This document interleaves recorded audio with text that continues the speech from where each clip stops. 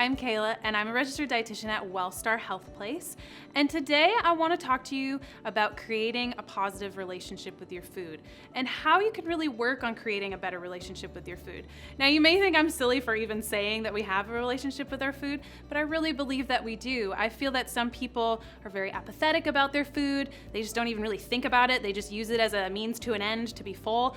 Some people are very negative and see that, one brownie is going to do something bad to them. And then some people just look at food as their nourishment, which is how we should look at food. You should be able to enjoy it and appreciate it for what it is. So if you're trying to lose weight, gain weight, or just trying to eat healthier, I think creating a positive relationship with your food is really important. So the first thing that I want to talk about is that no food is off limits. Nothing. Not a single thing. No food is off limits. I think that nutrition can be very negative, and we could say, don't eat this, don't do that, don't do this. I want to talk about more things you can eat, and guess what? You can eat anything. You can eat anything to be healthy. It's all about how much, how often. So keep in mind that treating yourself is an important thing to mentally have a positive relationship with your food. So if you like Oreos, cool, eat some. If you like chocolate, awesome. If you like mac and cheese, cool. But pick what you really, really like. Maybe eat it once, maybe twice a week as kind of your treat, so you feel like you have that better mental relationship and connection with your food. And make sure you eat what you really, really want, okay? None of that sugar-free, 30-calorie chocolate, right? Get something you really want. If you want a donut, eat a donut, but don't feel guilty about it. It's the guilt that often drags people into a negative spot. So no food is off limits. Moderation is to be practiced with all foods, and you will have that healthy relationship with those foods. Something else I want to talk about is how food should not be boring. I think a lot of the times what we do is we kind of get into a rut. And we're like, healthy food is really boring. I don't want to eat healthy. I'm just going to eat a pizza, right? And so sometimes it really does create that negative relationship with your food, right? Oats. What's exciting about oats? Not much of anything, right? But if we add things to them, right? Cinnamon, now it's more exciting.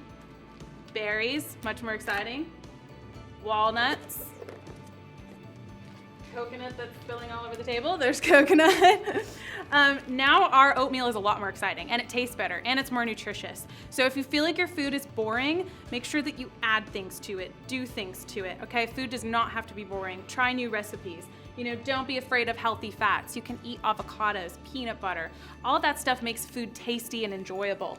And make sure that you do kind of practice with seasoning your food, right? Food does not have to be bland, okay? There's amazing things called garlic and onions. And if you brown them in a pan, kind of get them a little caramelized, they are delicious, okay? You don't have to add salt and butter to everything to make it taste good. And just cooking more in general, to be honest, is really helpful in creating that positive relationship with your food. So you can, citrus is great for seasoning foods as well. So if you feel like your food is boring, big red flag. Make sure that you look for new recipes, season your food correctly, and it can really help you enjoy your food, okay? Another thing I want to talk about is eating with intent and purpose. Okay, I think a lot of times I said we don't have a connection with our food. We don't even think before we eat. We just eat. Every time you eat something, ask yourself, what is it going to do for me? What is the point, right? So you look at an apple, there's fiber, there's vitamins and minerals, there's nutrients. It's going to do some good things for you. You look at something maybe like a donut, and you're like, well, that really doesn't have a lot of what I need. Not that you can't eat one, but it's not going to do much for your body. So I think mindful eating is really important. Just asking yourself, does the food make me feel good? Do I want to eat it? Having some of those mindful conversations is really important. Back to our making food exciting. I actually did make some avocado chocolate cookies with really, really dark chocolate, and they're really good. And again, I fed them to my boyfriend, who is my guinea pig, and he didn't even know there was avocado in them. So there's a lot of fun ways to make healthy foods more exciting. So just keep that in mind, okay? And last thing I want to point out is that you don't want to be too obsessed with numbers when it comes to food. I think that can create a lot of negativity with our relationship with food. So focus more on nutrient-dense things than calorie-dense things. Okay, when you choose those nutrient-dense, rich sources like, fruits and vegetables and beans and nuts and seeds and lean proteins, you actually don't have to end up counting a lot. a lot of the times you end up eating the right amount of calories just because you're eating those nutrient-dense things.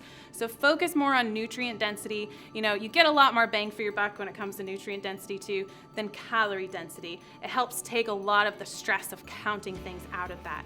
So when you're trying to have a more positive relationship with your food, just keep in mind, no food is off limits.